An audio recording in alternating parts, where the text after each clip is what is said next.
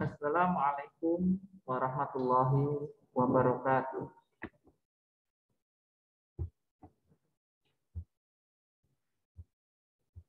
Para anandaku yang dirahmati Allah, sebelum kita memulai pembelajaran pada kesempatan kali ini, marilah kita awali dengan membaca basmalah terlebih dahulu. Bismillahirrahmanirrahim. Semoga Allah memberikan kemudahan bagi kita untuk memahami ilmu yang akan kita pelajari dan menguatkan tekad kita untuk mengamalkan apa yang sudah kita dapatkan. Para santri yang dirahmati Allah, kita akan belajar satu tema yang cukup menarik, yaitu tentang bersyukur.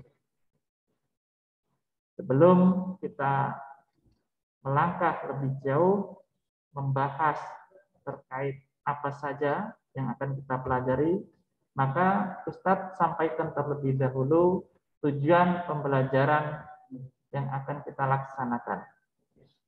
Yang pertama, kita akan belajar tentang pengertian syukur, kemudian dalil bersyukur, kemudian cara bersyukur, dan yang terakhir adalah manfaat dari bersyukur.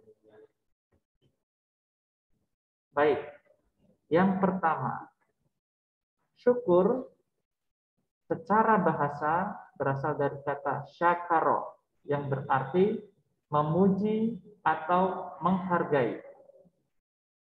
Jadi bersyukur atas nikmat Allah adalah memuji dan menghargai nikmat yang telah Allah berikan dan tidak mengingkarinya.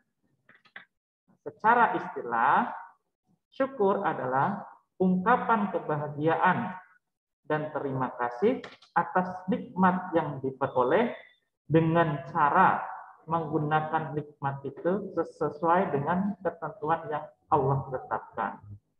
Jadi menurut istilah, syukur itu bukan hanya sekedar lisan, tetapi juga harus disertakan tindakan yang tepat atas apa yang kita peroleh. Demikianlah pengertian dari syukur. Kemudian akan kita lanjutkan, apa dalilnya bersyukur? Banyak sekali ya, di dalam surat Al-Baqarah juga disebutkan, tapi di sini Ustadz menyebutkan satu potongan ayat yang sangat akrab dengan kita. Biasanya juga disampaikan oleh khatib ketika sholat Jumat. Banyak disampaikan. Karena apa? Karena ya tema ini sangat-sangat penting sekali. A'udzubillahi minasyaitonirrajim. Bismillahirrahmanirrahim. La in syakartum la azidannakum wa la in kafartum inna adzabi lasyadid. Sesungguhnya jika kamu bersyukur, pasti kami akan menambah nikmat kepadamu. Dan jika kamu mengingkari nikmatku, maka sesungguhnya azabku sangat pedih. Iya. Ayat ini menunjukkan bahwa bersyukur itu adalah sangat penting. Karena dengan bersyukur, bisa jadi Allah akan menambah nikmat. Tetapi ketika kita mengingkarinya, Allah akan memberikan azab yang sangat pedih. Nah, di sini juga tidak dijelaskan kalau bersyukur itu harus mendapatkan nikmat yang besar dulu, tidak disebutkan. Dan disebutkan atas nikmat. Nikmat Allah itu banyak sekali. Mulai dari yang bisa kita anggap kecil, tetapi sesungguhnya itu adalah hal yang besar. Coba kita perhatikan, ya. Alhamdulillah kita masih diberikan organ tubuh yang lengkap dan dapat memfungsikannya secara baik. Mata kita, tangan kita, kaki kita, alhamdulillah kita lengkap. Kita untuk menghirup udara oksigen itu juga nikmat yang luar biasa. Karena di luar sana itu banyak orang yang untuk menghirup oksigen itu harus beli. Sehingga dalam beberapa pekan yang lalu, orang-orang pada berlomba membeli oksigen sehingga terjadi kelangkaan oksigen. Kalau kita itu mungkin secara tidak sadar, kita menganggapnya hal yang biasa. Coba dihitung aja itu. Harga oksigen per liternya berapa. Dan kebutuhan kita akan oksigen dalam sehari itu berapa. Silahkan dihitung, mau dirupiahkan. Maka kurang lebih kalau Ustadz hitung-hitung itu, kita harus setor pada Allah itu sebanyak ya 55 jutaan per hari. Per bulan. Tapi Allah memberikan semua itu gratis kepada kita. Bagaimana cara kita membayar? Yaitu dengan bersyukur. Oke. Nah, terus dengan apa bersyukur itu kita laksanakan? Ya. Di sini Ustadz menyebutkan ada 3 cara bersyukur. Contoh-contohnya nanti kita bisa kontekstualisasikan. Kita bisa cari sendiri di dalam kehidupan kita. Bersyukur itu dapat kita laksanakan yang pertama dengan lisan, kemudian yang kedua dengan hati, dan yang ketiga adalah dengan perbuatan. Cara bersyukur yang pertama, yang mudah adalah mengucapkan hamdalah.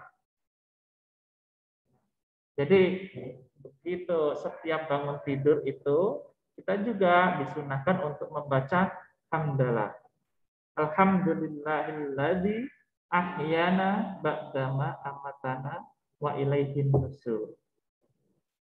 Sudahkah kita mengucapkan itu ketika kita terbangun dari tidur panjang kita? Dari jam 10 malam sampai jam 4 pagi atau jam 3. Sudahkah kita mengucap rasa syukur itu?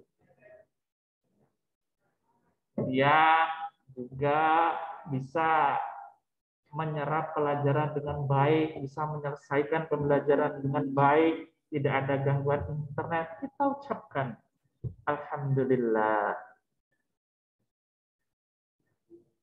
Kalau ini terbiasa, maka nanti kelamaan akan mengkristal di dalam diri kita. Yang kedua adalah dengan apa? Dengan hati. Yaitu menyadari bahwa kenikmatan yang datang itu adalah dari Allah. Banyak di luar sana, ya, atau bahkan mungkin manusia modern menganggap bahwa keberhasilan nikmat yang didapatkan itu adalah hasil kerja kerasnya, tidak ada campur tangan Allah. Nah, ini yang menjadi bahaya. Biasanya melekat kepada orang-orang yang sukses, melekat kepada orang-orang yang tinggi ilmunya. Sehingga lupa, walaupun tidak semua orang berilmu dan tidak semua orang sukses itu tidak bersyukur. Tetapi mereka yang punya nikmat lebih itu berpotensi untuk lupa. Maka kita harus membiasakan sedari dini. Kalau kita mendapatkan nilai yang baik, kalau kita mendapatkan nikmat yang berlebih, kita diberikan kemudahan oleh Allah dalam hal materi yang berlebih, kita harus sadar bahwa sesungguhnya yang kita dapatkan itu adalah dari Allah. Harus sadar, harus menyadari dari hati. Kalau tidak, nanti kita bisa menjadi korun. Ya. Orang yang kaya luar biasa, tetapi di akhir hidupnya dia tertelan oleh hartanya. Ya. Kemudian yang terakhir adalah melalui perbuatan. Caranya bagaimana? Yaitu menggunakan nikmat Allah dengan perbuatan yang sesuai dengan yang telah Allah tetapkan. Kita lihat turunannya, khusus yang ketiga ini. Nah, tadi ya, menggunakan nikmat Allah sesuai dengan yang telah Allah tetapkan. Maka kita akan cek satu persatu, ya. Kita akan cek, ya. Fungsi mata adalah untuk apa? Untuk melihat yang baik-baik, bukan untuk melihat. Kalau untuk melihat, maka hal-hal yang tidak baik boleh kita lihat, tetapi tidak di dalam Al-Quran enggak. Ya. Mata itu digunakan untuk melihat yang baik-baik. Lihat gunung, lihat lautan, untuk melihat kebesaran Allah, untuk melihat Al-Quran, ya, agar dapat kita baca, agar dapat kita hafalkan. Begitu juga dengan telinga. Telinga juga untuk digunakan untuk mendengar hal-hal yang baik, bukan untuk mendengar hal-hal yang buruk. Ya. Misalkan mendengarkan lagu-lagu yang membawa bernuansa mengajak kepada kedoliman. Entah pacar satu malam, entah apa itu yang enggak jelas itu. Ya. Harus kita gunakan nikmat yang telah Allah berikan ini sesuai dengan ketetapan yang telah ditentukan. Kemudian apa lagi? Otak, ya, akal. Akal kita juga harus kita pergunakan dengan sebagaimana mestinya. Jangan digunakan untuk berpikir tentang sesuatu yang mengandung mudarat. Punya kecerdasan lebih tetapi digunakan untuk mengakali teman. Punya kecerdasan lebih tetapi digunakan untuk mengakali gurunya. Oh, pembelajaran lewat Zoom.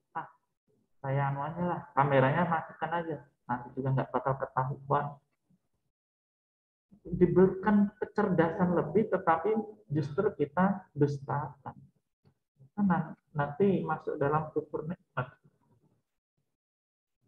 Juga perhatikan juga penelitian itu menunjukkan bahwa kalau mata itu digunakan untuk melihat hal-hal yang baik, yang tidak baik, maka otak akan semakin mengecil.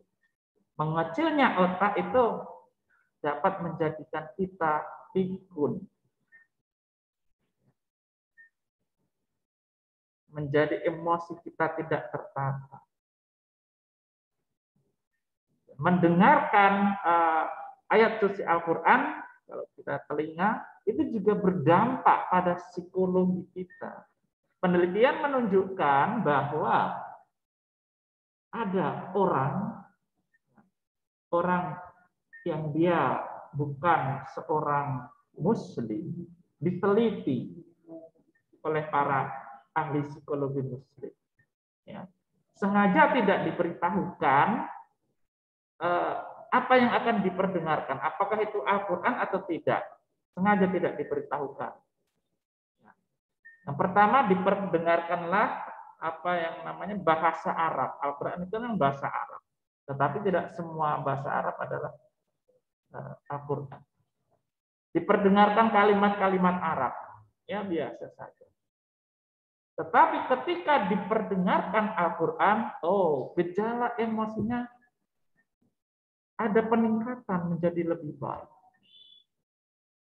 Nah, itu kalau kita mendengarkan Al-Quran. Itu pun bagi orang yang tidak tahu loh Al-Quran. Makna Al-Quran, baca Al-Quran tidak tahu. Hanya mendengarkan. Sehingga menimbulkan namanya kestabilan emosi.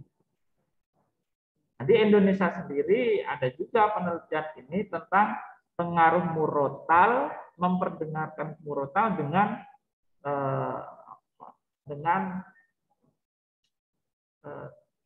tidur. Jadi meneliti ada orang yang mengalami gangguan tidur. Kemudian diuji coba memperdengarkan murotal Al-Quran dan juga musik jazz. Ternyata diperdengarkan musik murotal Al-Quran itu lebih berdampak bagi ketenangan jiwa.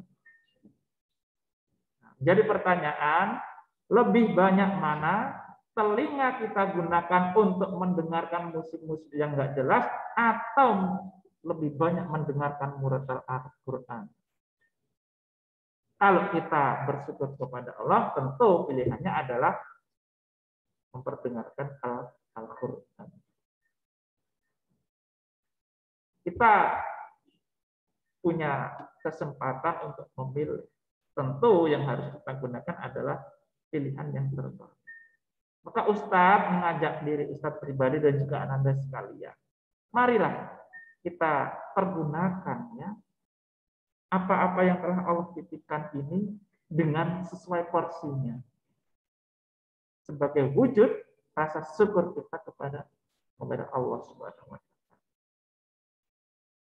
Ya, kita ulangi, cara bersyukur itu ada melalui lisan dengan mengucapkan hamdalah, kemudian dari hati menyadari bahwa apa yang kenikmatan yang Allah titipkan itu adalah semata-mata dari Allah, kenikmatan yang datang adalah dari Allah. Yang ketiga adalah bersyukur lewat perbuatan, yaitu menggunakan seluruh nikmat yang telah Allah berikan sesuai dengan yang telah Allah tetapkan.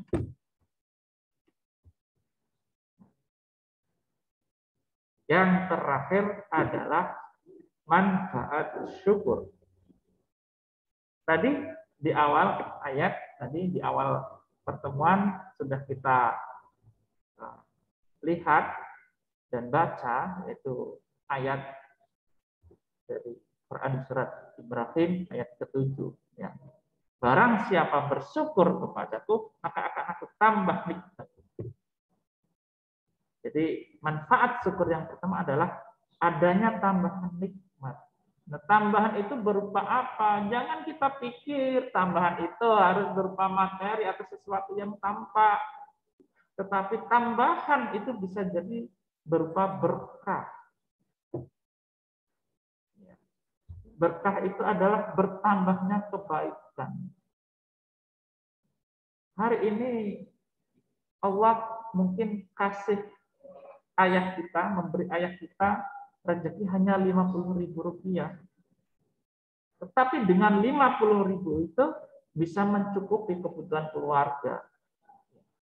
Untuk makan, membeli sayur, membeli beras, dan memberi uang saku kita. Tetapi ada orang yang diberikan 50 juta, tetapi tidak cukup untuk memenuhi kebutuhannya. Bisa jadi karena sakit, karena ya harus membayar hutang dan lain sebagainya.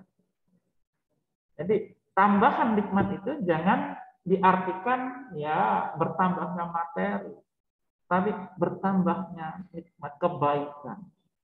Tambah nikmat adalah bertambahnya kebaikan dan manfaat. Kemudian ada manfaat yang kedua adalah mendapatkan ridha Allah. Ridha Allah itu sangat penting. Ridha itu adalah juga kerelaan Allah. Kalau kita punya keinginan Allah ridha, maka niscaya keinginan itu akan terwujud.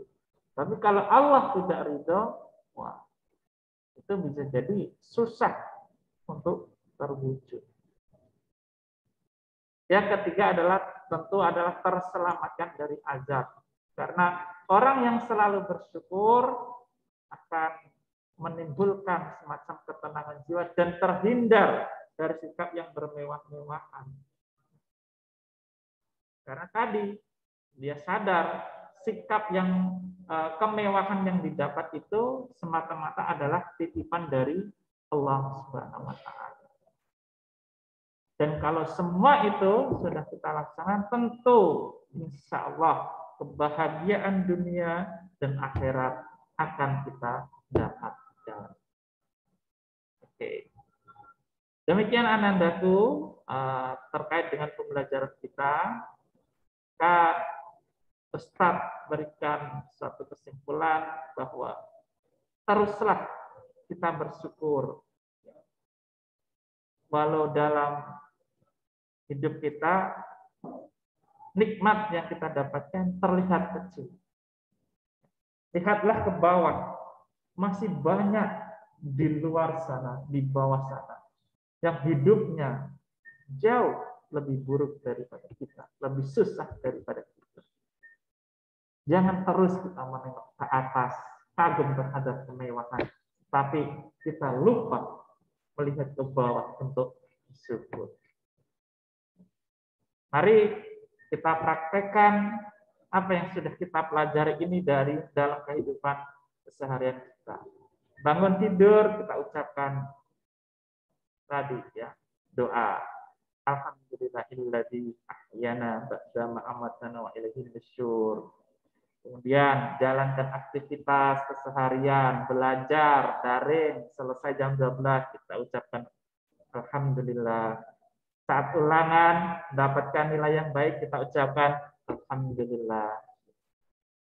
Sambil berucap, sambil juga meresapi di dalam hati. Demikian para santriku yang luar biasa. Mudah-mudahan apa yang kita pelajari dapat bermanfaat bagi kita. Dan apabila ada kekurangan, Ustadz mohon maaf yang sebesar-besarnya. Billahi taufiq wal hidayah. Assalamualaikum warahmatullahi wabarakatuh.